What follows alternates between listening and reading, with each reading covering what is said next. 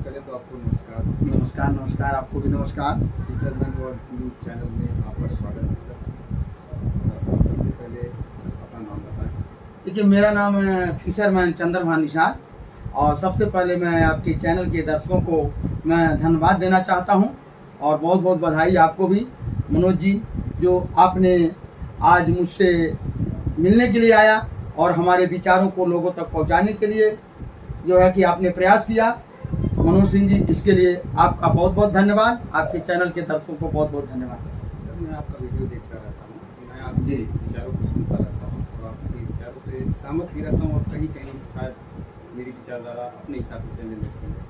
तो सर, आप बताएंगे कि आपका विचारधारा क्या है? देखिए, जो आप हमारे चैनल को, हमारी वीडियो को देखते रहते हैं, आप ये देखेंगे कि हमारा जो जितना भी वीडियो हम बनाते हैं, जितना भी चीज देते हैं, जनता के विकास के लिए हमेशा उनको नया दिशा, नई प्रगति कैसे हो, इसके बारे में उनको समय समय पर मैं अवगत कराते रहता हूँ।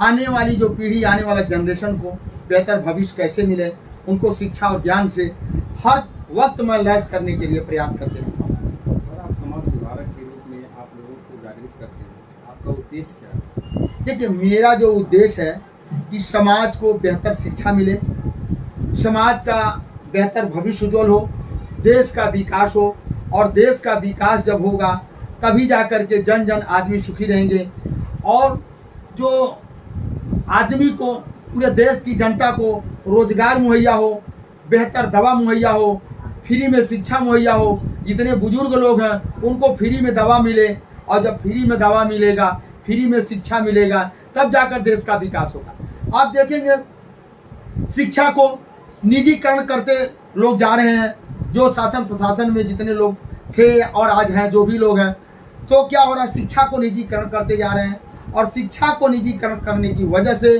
जो बहुत सारे लोगों के पास पैसा ना होने की वजह से वो अपने बच्चों को बेहतर क्वालिटी की शिक्षा नहीं दे पा रहे हैं। जब वो बेहतर क्वालिटी की शिक्षा नहीं दे पा रहे हैं तो देश का विकास कैसे होगा। और जिनके पास पैसा है, बहुत पैसा है, वो अपने बच्चों को बेहतर क्वालिटी को शिक्षा दे रहे हैं। अब मेरा मानना है कि आपको 1000 बच्चों में, 10,000 बच्चों में 9,999 बच्चों को मिडिल क्लास या लोअर क्लास की शिक्षा मिलती है। एक बच्चे को हाई क्वालिटी की शिक्षा मिलती है। बड़े बड़े नेता मंत्री, बड़े बड़े डॉक्टर, जिनके पास अपार धन है, उनके बच्चे विदेशों में पढ़ते हैं। तो एक आदमी के विकास से देश का विकास नहीं होगा जब तक भारतवर्ष के जन जन तक को, जन जन को बेहतर क्वालिटी की शिक्षा सरकार की तरफ से फ्री मुहैया नहीं होगा, तब तक देश का विकास नहीं होगा। अब आइए मनोज जी, देश का विकास की बात एक और हम कर लेते हैं। जैसे आप देखेंगे, लोग कहते हैं कि पूरा भारत एक है, पूरा भारत एक है, लेकिन मेरे विचारधाराओं से ये मानना है कि भारत एक नहीं, भारत अनेक है। अनेक कैसे है? भारत अनेक इसलिए है कि पूरे भारत के अंदर एक पढ़ाई होना चाहिए, एक शिक्षा होना चाहिए। जैसे मान लीजिए, गरीब आदमी का बच्चा पढ़ रहा क माने कबूतर, किसी का बच्चा पढ़ रहा क माने कौआ, किसी का बच्चा पढ़ रहा सी फॉर कैट, कैट माने बिल्ली, यानी तरह तरह की शिक्षाएं जो दिया जा रहा है। तो जब भिन्न भिन्न तरह से, वहीं आप देखेंगे जितने प्राइवेट स्कूल हैं उतनी किताबें हैं, तो जब उतनी किताबें हैं तो उतना तरह के विचारधाराएं पैदा हो रहा। भारत के अंदर मैं ये नहीं कहता, भारत के अंदर जो प्राइवेट स्कूल है, चाहे जो सरकारी, इतने भी स्कूल हो, सब में बुक एक होना चाहिए, अलग नहीं होना चाहिए। आज सभी भाषाओं का मैं सम्मान करता हूँ, चाहे कोई भी भाषा, भारत के अंदर 13, 14, 15, 16 भाषा बोला जाता, सभी भाषाओं का मैं सम्मान करता हूँ। लेकिन जो शिक्षा एक होना चाहिए, शब्द एक होना चाहिए, चाहे वो किसी भाषा में लिखा गया हो। जैसे माने कबूतर होता है, तो हर भाषा में कबूतर होना चाहिए, चाहे पंजाबी लिखा हो या बंगला में लिखा हो, लेकिन हो कबूतर। यानी पूरे भारतवर्ष में एक बुक होना चाहिए, एक शिक्षा होना चाहिए, एक प्रणाली होना चाहिए, तब जाकर देश का विकास होगा, वरना देश का विकास होने वाला नहीं है। और देश का विकास तब माना जाता है जब आम पब्लिक को बेहतर क्वालिटी की शिक्षा और बेहतर क्वालिटी की दवा उनको जब मुहैया होगा, आम जन मानुष को रोजगार मुहैया होगा, तब जाकर के देश का विकास माना जाता है। सर, एक बात और, जिस मुहिम को आप लेकर चला जी, गरीबों के प्रति जी, आप सर इस रास्ते पे कैसे अकेले चलेंगे और कैसे समाज आपके पीछे चलेगा? देखिए, कोई अभी आप देखेंगे, एक संत होता, महात्मा होता, फकीर होता है, अकेले होता है, वो अकेले चलता है। सबसे पहले मैं जो है कि 7.5 साल रिसर्च किया हूँ। जब मेरे मन में ये भावनाएं आई मैं 7.5 साल रिसर्च किया हूँ, बहुत सारी बातों को इकट्ठा किया हूँ। इकट्ठा करने के बाद हम लोगों को जगाना चालू किया हूँ। आज मेरे साथ में हजारों हजार की संख्या में लोग हैं और चल रहे हमारी विचारधाराओं को लोग मानते हैं। सर इतनी जो पार्टियां हैं जो लड़ी हैं, कोई बहुमत में है भी और नहीं भी है एक तरह देखा जाए, जी जी।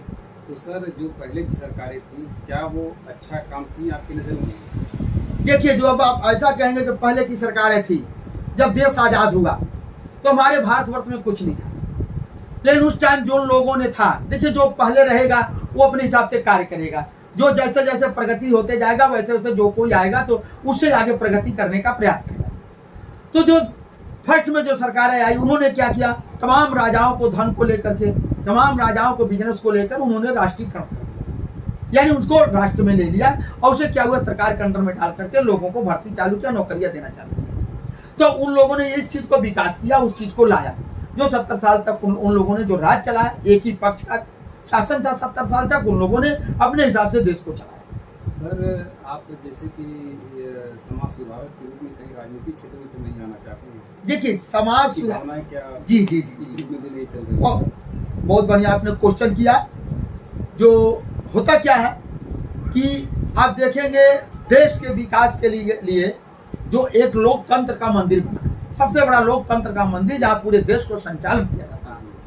हम विचारधाराएं लोगों तक अगर पहुंचाते जाएंगे तो लोग हमारे विचारधाराओं को लेकर के और लड़ाई लड़ेंगे, विचारधाराओं को लेकर के चलेंगे और इस विचारधाराओं का जो है लोकतंत्र में आवाज उठेगी। जब लोकतंत्र में आवाज उठेगा तो आम जनमानुस को उनका अधिकार मिलेगा और हमें नहीं जाना है, लोगों को लोकतंत्र के मंदिर में पहुंचाना है, जहां से लोग आम जनमानुस के लिए, आम पब्लिक के लिए जो 99% लोग हैं उनके विकास की गति देने के लिए हमारे विचारों तंत्र लोकतंत्र में वो लोग जा करके आवाज उठाएंगे और वह कानून बना करके लोगों को देंगे। जैसे आप देखेंगे 17 देश ऐसा है, अभी लोग कहेंगे कैसे दिया जाएगा शिक्षा दवा फ्री। 17 देश ऐसा है जो कि लोगों को अपने यहाँ देश को लोगों को शिक्षा और दवा फ्री देता है। यहाँ तक कि भारत से जो लोग अदर कंट्री से लोग जाते हैं उनको भी दवा और शिक्षा मुफ्त मुहैया देकर आता है, जो कि भारत में ऐसा नहीं है और भारत में भी ऐसा होना चाहिए, तब जाकर देश का विकास होगा। सर लेकिन आगे का रास्ता तो क्या होगा?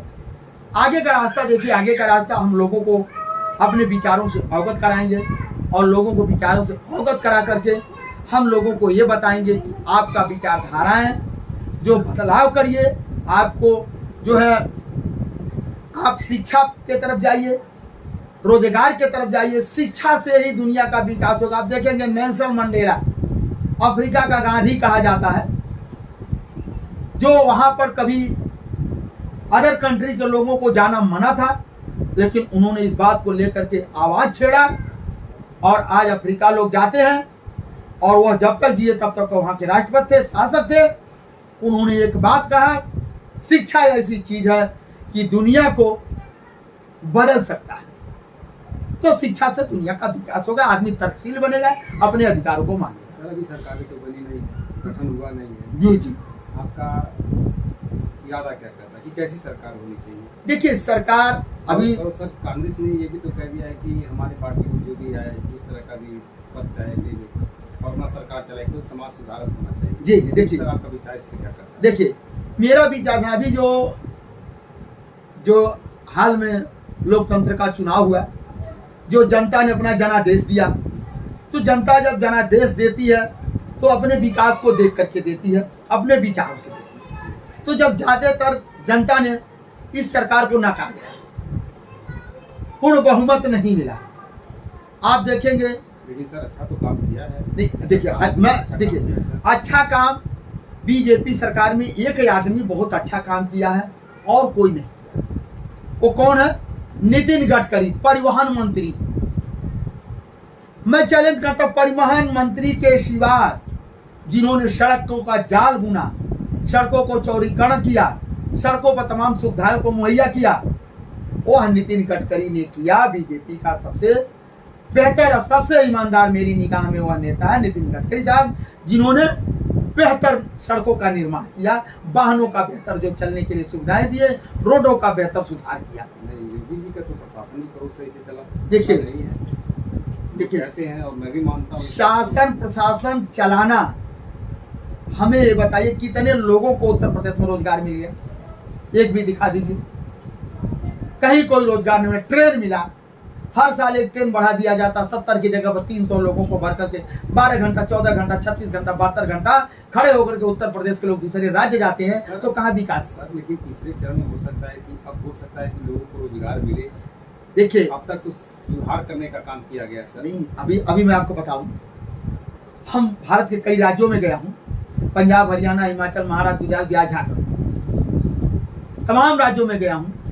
2014 के बाद तमाम राज्यों का औद्योगिक इकाइयां बंद हो गई। लाखों लाख करोड़ों करोड़ों लोग बेरोजगार हो गए। आज तक फैक्ट्रियां बंद पड़ी है। करोड़ों करोड़ों की मशीनें हजारों में बिकी है, तौल के भाव बिकी है। क्या हुआ? फर्मों को बंद कर दिया गया। जब फर्मों को बंद कर दिया गया तो लोग, काफी तादाद में लोग बेरोजगार हो गए। लेकिन इसके पीछे लॉजिक क्या है? जब फर्मों को बंद कर दिया गया तो क्या हुआ? लोग को त्रस्त हो जाना चाहिए, हमें सामान नहीं मिला, क्योंकि फैक्ट्रियां बंद हो गई, सामान नहीं मिलना चाहिए, त्रस्त हो जाना चाहिए। लेकिन सरकार किसी को त्रस्त होने नहीं दिया। क्यों नहीं दिया? जो सरकार के दलाल पथ लोग हैं, उन लोगों ने विदेशों से सामान मंगाना चालू कर दिया। जो हमारे भारतवर्ष में स्वयं का रोजगार हुआ करता था, स्वदेशी कंपनियां होती थी, स्वदेश में पैसा होता था, वो पैसा विदेश जाने लगा और भारत के बड़े बड़े दलालों के पास जाने लगा। और जब फर्म बंद हो गई तो क्या हुआ? यहाँ के लोग टोटल बेरोजगार हो गए। सर एक अंतिम सवाल और आपसे है सर, कि आपके इस मुहिम में आप सिर्फ अकेले कि आपका कोई गठन भी है? नहीं, देखिए, कुनबा है आपका? जी जी, मेरा एक फिशरमैन आर्मी चलता है जी। फिशरमैन आर्मी के द्वारा मैं कार्य करता हूँ और हजारों हजार की संख्या में लोग जुड़े हुए हैं, हमारे विचारों से प्रभावित है और हमारे विचारों को लोग कार्य भी कर रहे हैं, लोगों को जगा रहे हैं। ये मेरी संस्था काम कर रही है। सर मैंने आपकी वीडियो में देखा है, आप कहीं पर जाके दवा ववा भी देते हैं लोगों को, गरीब आदमी। हाँ, बहुत सारे लोगों को हम दवा बता भी देते हैं, हम बता देते हैं, वो लोग अपना कार्य अपना लोग कर लेते हैं और ठीक हो जाते हैं। ठीक है सर, आपको समय देने के लिए बहुत बहुत धन्यवाद आपका सर। आपका भी धन्यवाद।